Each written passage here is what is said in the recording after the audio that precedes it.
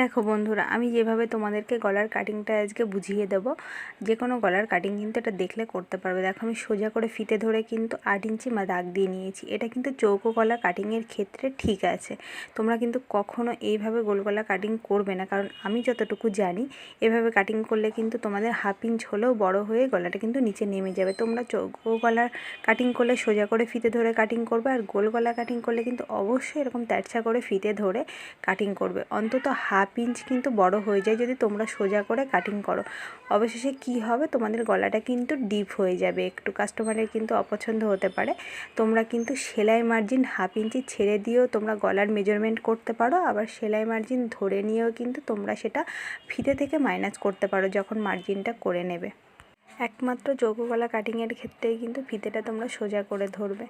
দেখো আমি কিন্তু একটু পুরটা ছড়িয়ে দিলাম বলে আমি গলাটা কিন্তু একটু ওপরে তুলে